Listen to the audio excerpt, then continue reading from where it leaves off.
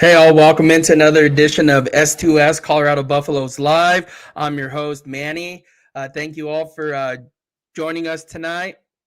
Make sure to follow me on X at Manny_303, Instagram at 303_Manny.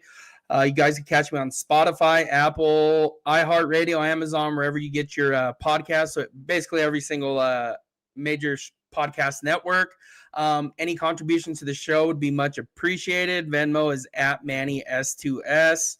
And then make sure too that we're running a promo right now with Rebet. So I'm going to put the link in the chat. So if this is something you're in sports gambling, sports betting, make sure that you use this. It is you will get a 100% purchase match up to $100. If you want to go with it a different way, make sure you use the sign up code. It will be VOCFBCU. That will be in the chat as well. But again, if this is something you're into, make sure that you use it. Use the chat. Use the link. Look in the chat. Use what was provided. So, and then if you or anybody you know has a gambling problem, please use 1-800-GAMBLER. Again, that's 1-800-GAMBLER. So a lot to talk about today. I know I missed you guys on Monday, but yeah, we have a lot. We got a Ralphie report, recruiting, TCU game takeaways, and Julian Lewis time. So we'll see if that just kind of our takes on it. I know those of you that follow the show know that this is something that I have been big on, something that I think needed to take place, a little bit overdue at this point. But let's dive right into this, though. So Ralphie report. So Coach Prime, he had surgery yesterday. It sounded like it was around a 4-hour procedure. I don't want to pretend like I'm a doctor and say what was needed. I saw a couple people tweet out what it is. Again, that does not, part of me wants to be like, I don't know what that means. So don't know what procedure he had. My understanding was it was about a 4-hour procedure. I did see pictures today. He was back at practice today, which is fantastic. So he was there today. Looked like he was bringing the juice today, just being Prime and bringing it today. So would not expect anything less from Coach Prime. But man, I'm glad he's healthy and back there at practice.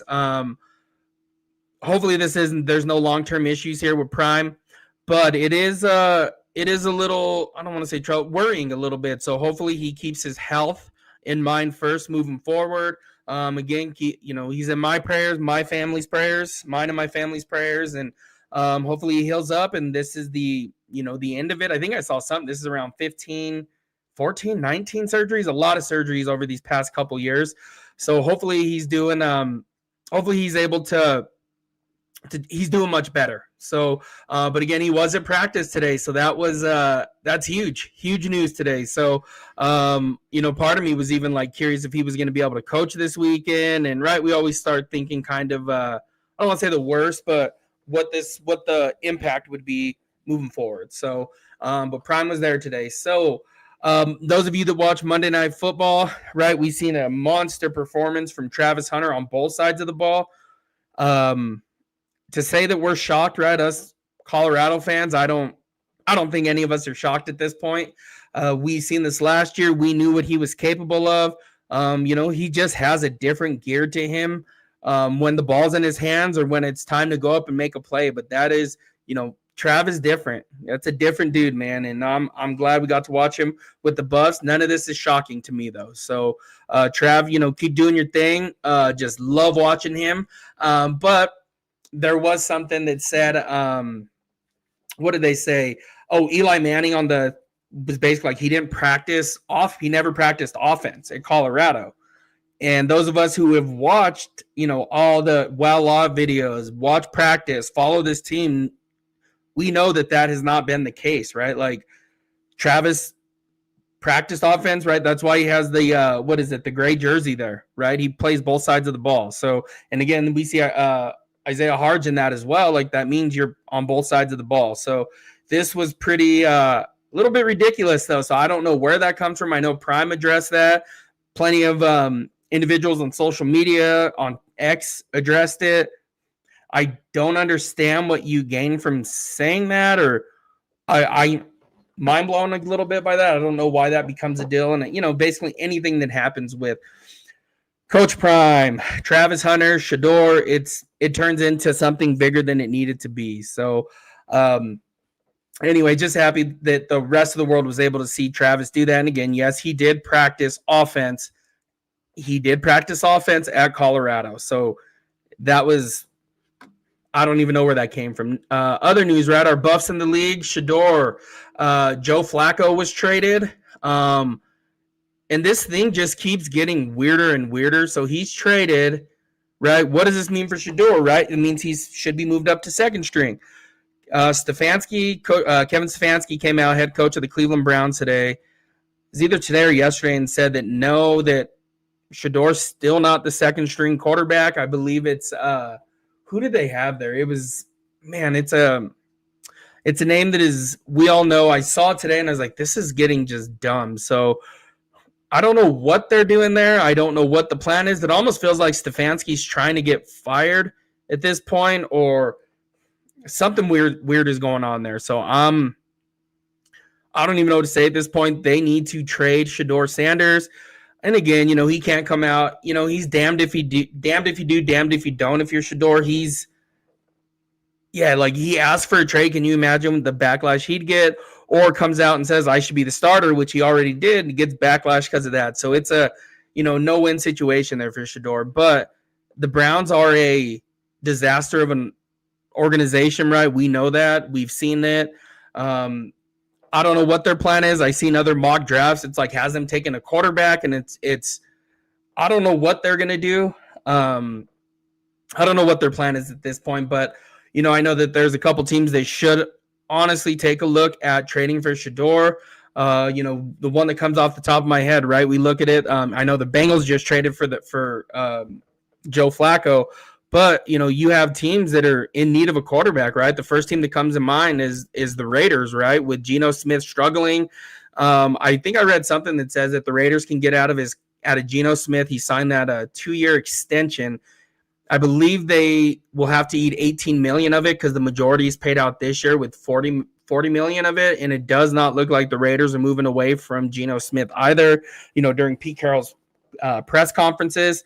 So I don't know what the plan is. The Raiders would seem like a good fit for Shedeur Sanders, especially at Chip Kelly offense. And again, I am at a loss, I guess, even like, a team like the Jets. I know Justin Fields is having a okay season, but they're 0-5. I really don't.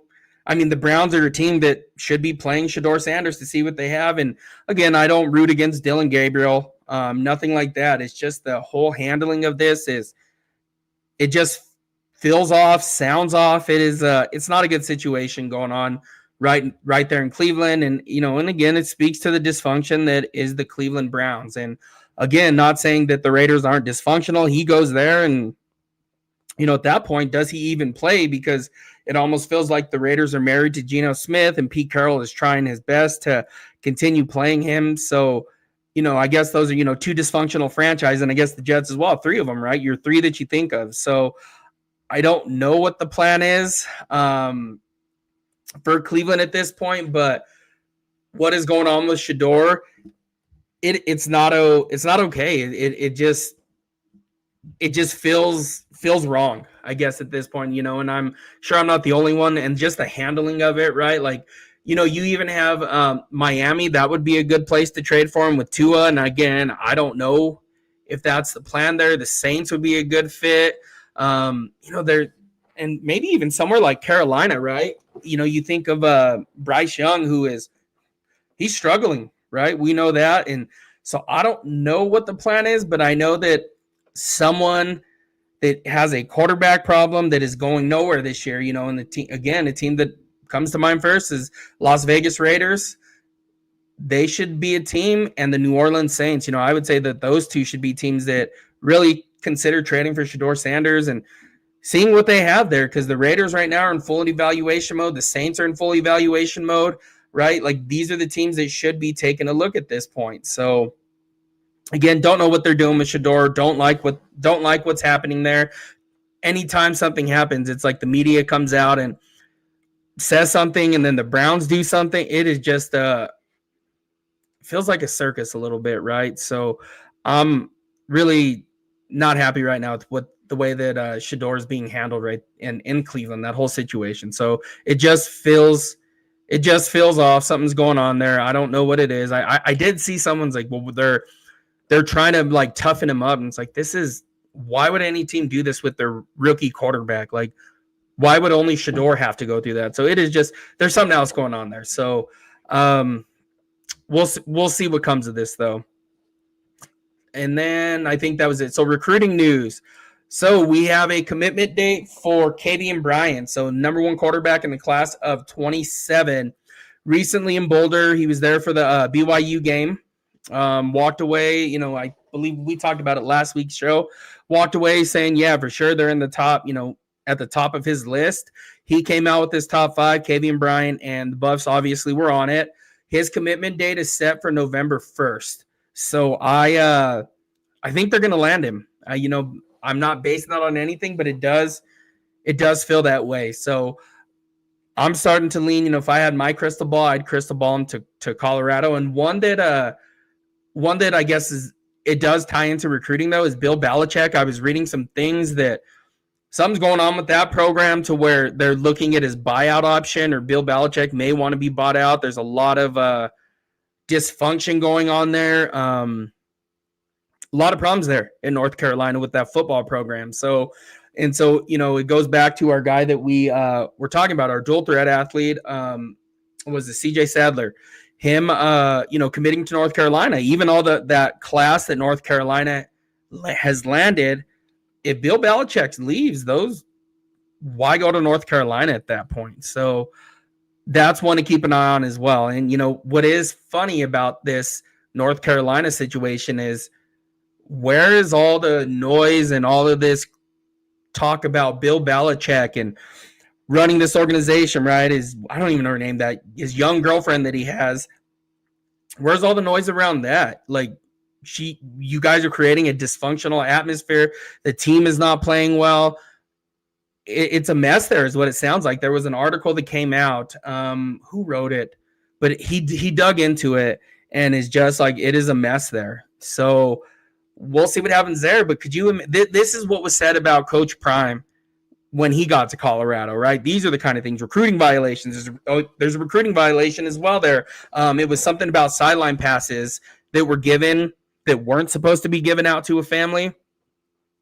And again, this was right. This is what all the media said about Coach Prime, right? That this was supposed to be him, that this was supposed to be the Colorado program. Nothing on Colorado. And now you look at what's going on in North Carolina, and it's just kind of like, okay, so when is this backlash going to start? When are all these, people that like to talk, when is this going to come? When is this going to start happening? When is that avalanche going to start rolling? So it's just, it's kind of funny the way things work, especially with this, right? So anyway, something to keep our eyes on there. But Kavian Bryant, November 1st. So, and then be on the lookout, though, if whatever does happen in North Carolina, if these kids start, right, we have these kids and they start, Bill Belichick leaves, I mean, I would say CJ Sadler is a lock almost to come to Colorado at that point. So just something for us to keep our eyes on. So now what I want to dive into is TCU. A couple takeaways from that game.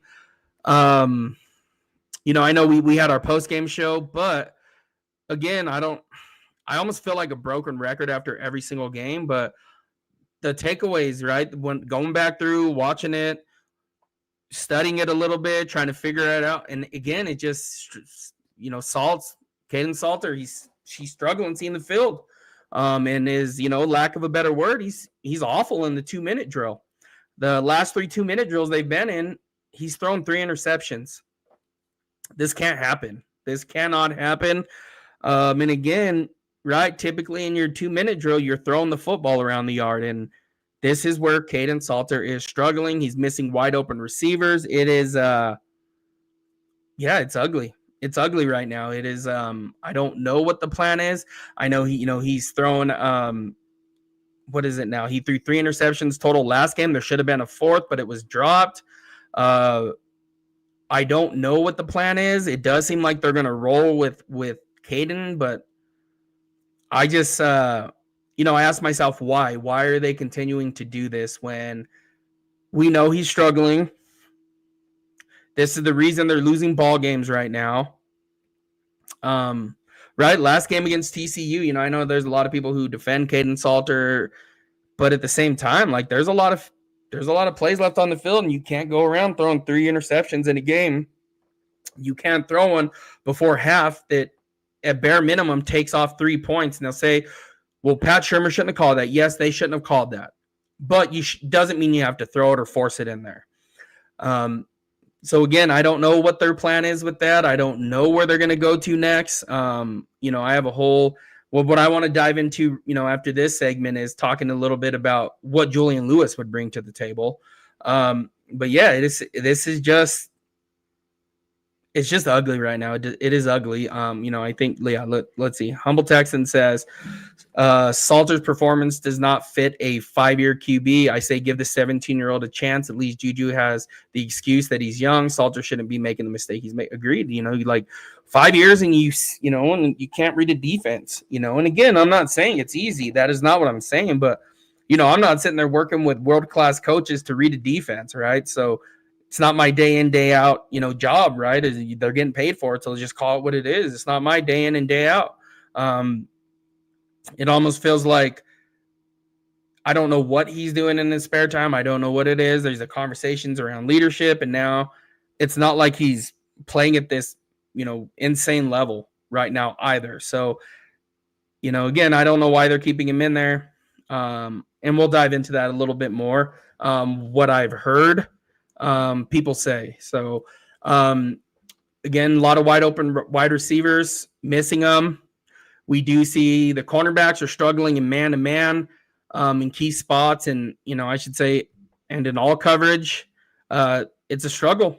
It's a struggle right now, and I don't know. I know typically the injury report comes out during the show.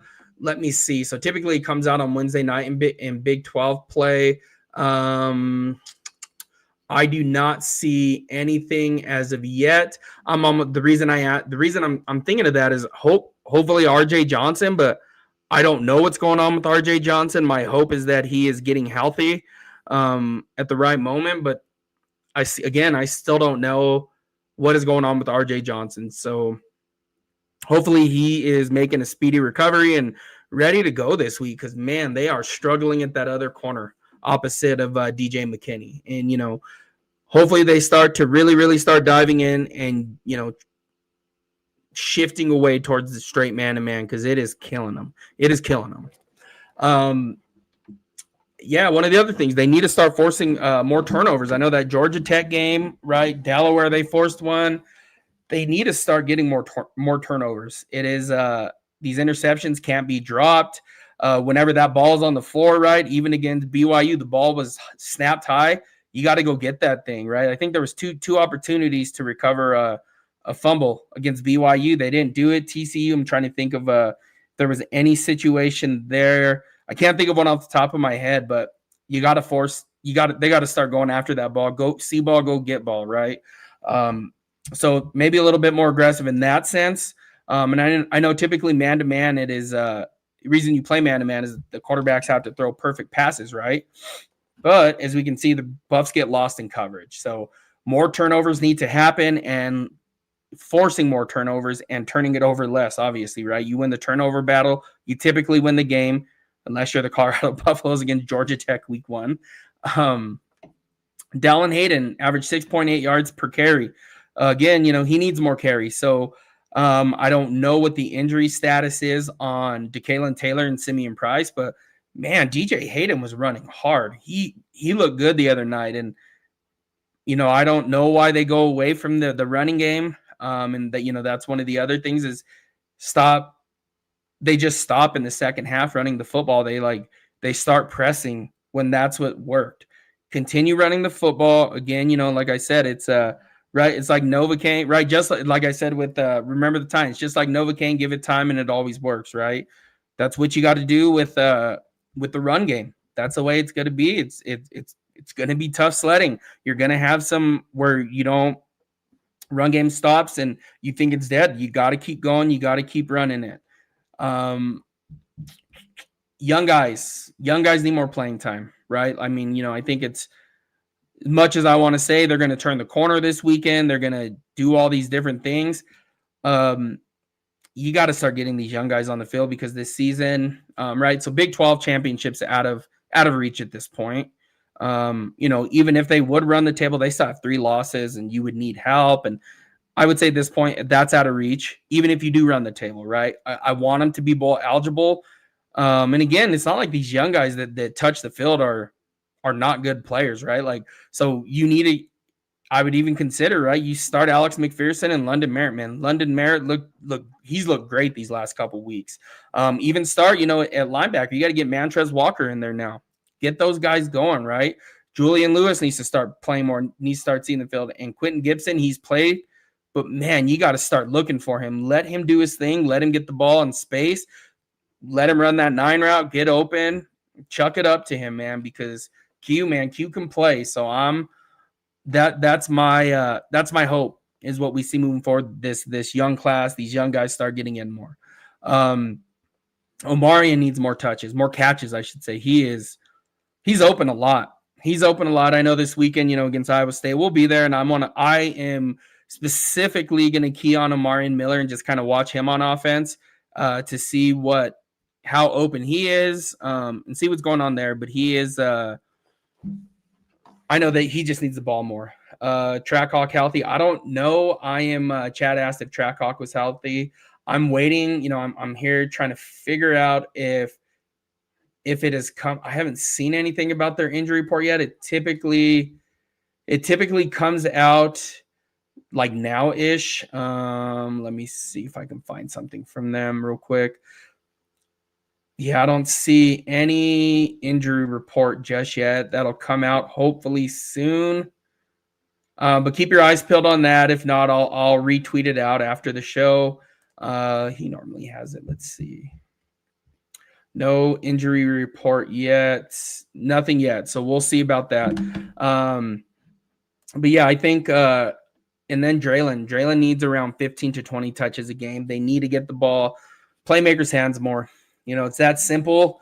And again, this is a struggle. They have a lot of running backs, but I mean, if they prioritize one, I know I just talked about Dallin Hayden a minute ago, but if you're going to prioritize one and make him the bell cow, I mean, Draylon's your guy. So I would really start trying to get him more touches as well. And these blown leads, they have to stop. So Georgia Tech, we're up 10-0. BYU 14-0, and now, this past weekend 14-0 against TCU. You can't keep blowing double-digit leads like this. Like, that one against TCU was gone within minutes. Like, they scored, and then, interception, scored again. So it was like a minute 30 or something. It was a tied game. So the Buffs really need to stop. You can't keep blowing these leads. When you're up 14-0, that might be time to start putting your nose down, run the football, and get behind them big fellas up front. Try to start taking the air out of the football again. The football shouldn't be thrown around the yard anyway right now, the way things are going, the way Caden's not seeing the field. But run the football. Just keep running it, keep running it, keep running it. Those 14-0 leads were built off that, and for some reason, second half, they go away from it. So it is this cannot continue to keep happening, right? Because if we want to be completely honest, the Buffs have given away 3 games this year, right? So I know we can't say, well, you take this away or take that away, right? But, you're looking at a 5-1 record right now. And this cannot continue, if this is a trend, right? Because now, I don't even want to say it's anomaly. It's not. It's a trend right now. And if this continues, there's going to be some heads that roll at the end of the season. No, not talking Coach Prime. He's a fixture there as long as he wants to be, right? Whether we like it or not, or whether you like it or not. Again, I love Coach Prime, so love that he's there. Love what he's brought to Boulder, football program, everything. But you'll probably see some coordinators start to start getting fired if this kind of thing happens. And again, no one wants to see anyone lose their job. And then, last thing, just make sure, just continue running the football. Now, what I really wanted to talk a lot about today was Julian Lewis. So it does sound like they're going to start Caden Salter. Now, I don't understand this move whatsoever. I'm struggling with it. You know, I was listening to, who was it today? Another podcast. You know, I like to hear, who was it? Maybe it was, I don't remember who it was, but they were talking about they're worried about Julian Lewis being able to lose his redshirt year. Okay, so Julian Lewis is here in Colorado for 3 years. Whether that kid's going to go pro, right, the minute he can. So either you play him this year and let's get those growing pains out of the way this year with whatever time, you know, X amount of games left this year, or we go through this at the beginning of next year, right, at Georgia Tech, right, in Atlanta. So we either get it over with now and let him do his thing, get acclimated, get ready, build chemistry on the field, let it carry over to next year, because he's not staying just because he gets a redshirt year. He can come out after his sophomore redshirt sophomore year. So again, I don't understand that take on it. Well, he'll lose his redshirt year. I don't think he's staying here for 4 years. They're going to get Julian Lewis for maximum of 3 years. So I think it's time to hit the ground, let Julian start doing his thing, and, you know, let him develop, let him get out there, let him get the growing pains out. So again, that's what I would do. Again, I'm not a head football coach of the University of Colorado by no means, but I think it's time. You know, I think it's past time. You know, at this point, it is, you know, we talk a lot about the recruits come to Colorado to play for Coach Prime because they know they're going to play young early. Then, you know, we have a guy like Kavian Bryant who's ready to commit, and they, you know, again, for him to not see what's happening with Caden Salter struggling and Julian Lewis sitting behind him, I mean, that's hard to not see. So it does set that, right? And then I seen, you know, there was another conversation that was had about, well, Julian Lewis leaves, or sorry, Caden Salters came here to play, and then they bench him. You know, what does that look like? It's like, it means that you can go play at Colorado. To me, it means you can go play at Colorado, and the best person's going to play regardless. So again, I don't understand the process behind this. Say he's not ready, this or that.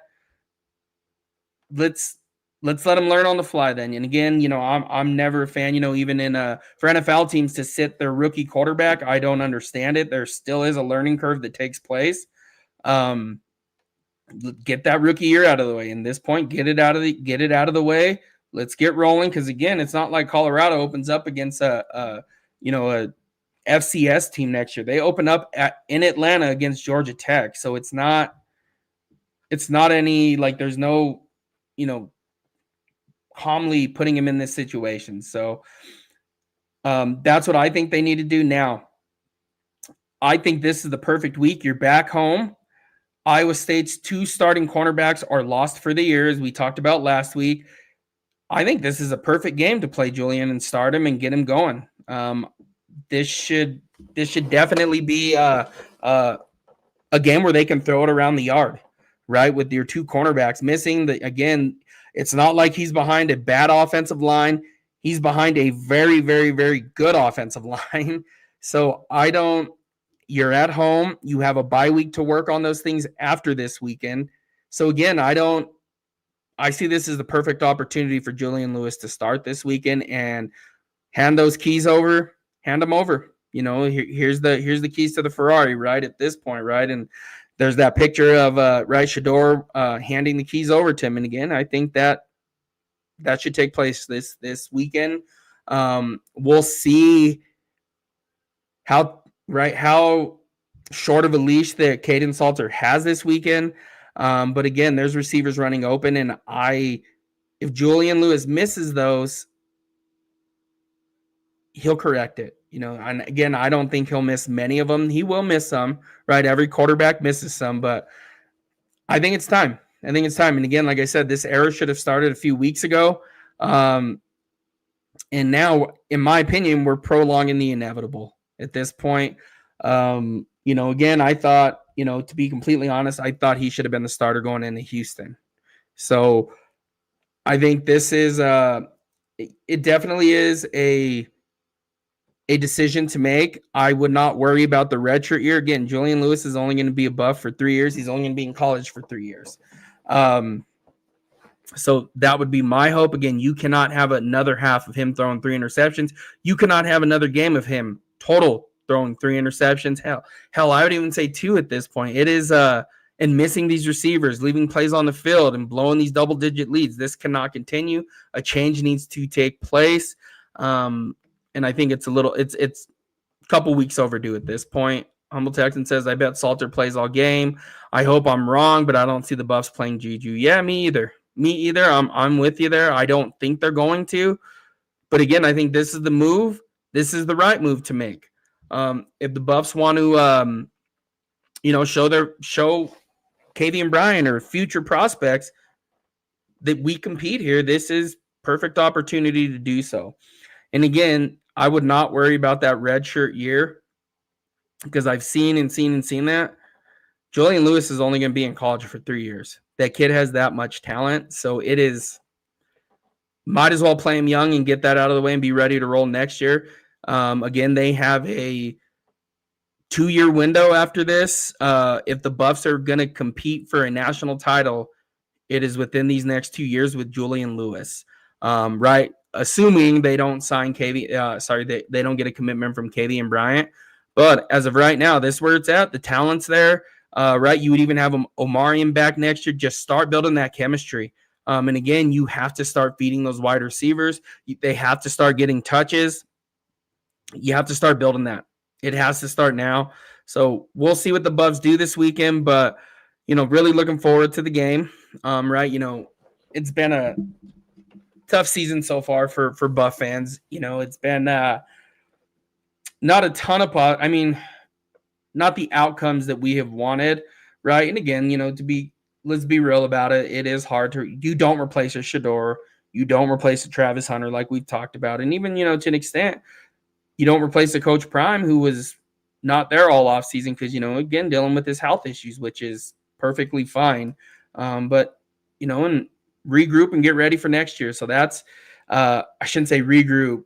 Let's let these young players develop. Let them get ready to roll for next year. Get everything, all hands on deck kind of thing. And then, man, they're ready to roll in spring ball. Everybody knows their role, carves that out for each other. And, man, let's get going. And one I do want to see play, though, more is Mantrez Walker. So that is one that I want to see play at linebacker. The Buffs are struggling at linebacker. So, that is one who I think should be getting some more burn out there. But, yeah, we'll see what happens. So Friday's show, we'll go over keys to the game.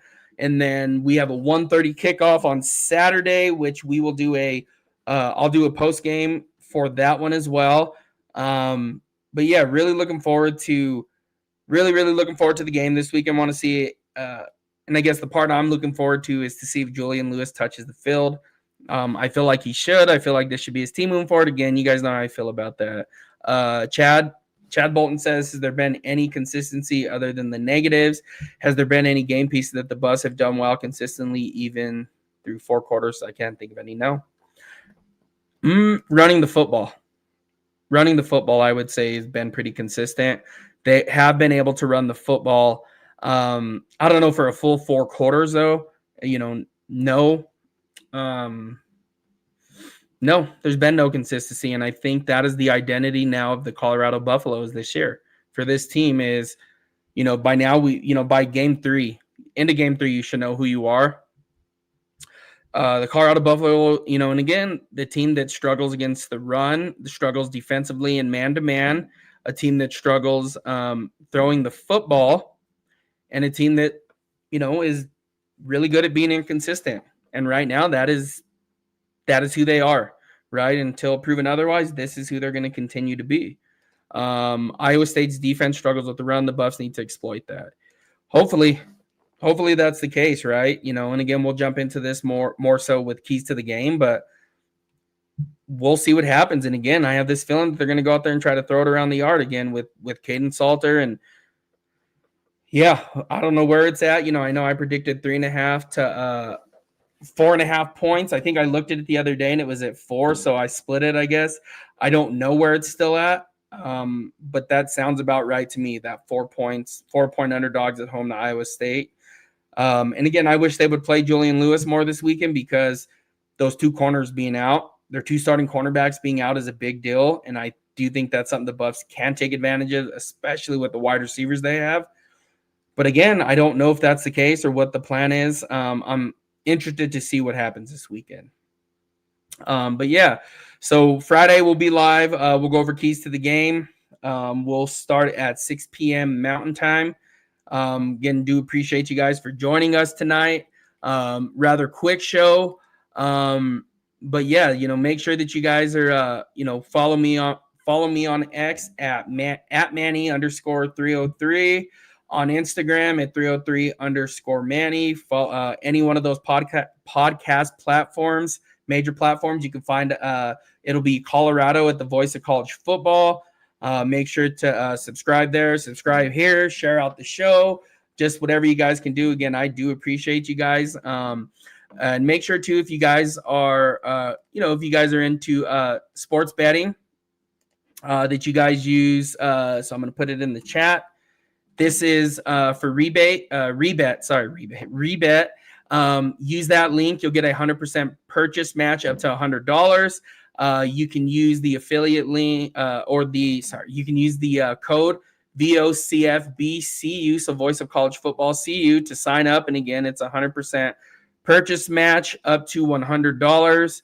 And again, if you or anybody has a gambling problem, call 1-800-GAMBLER. Again, that's 1-800-GAMBLER. But until next time, till Friday, like Heisman Trophy winner Travis Hunter always said, "Skol Buffs, baby." All right, guys, have a good evening. We'll catch you Friday.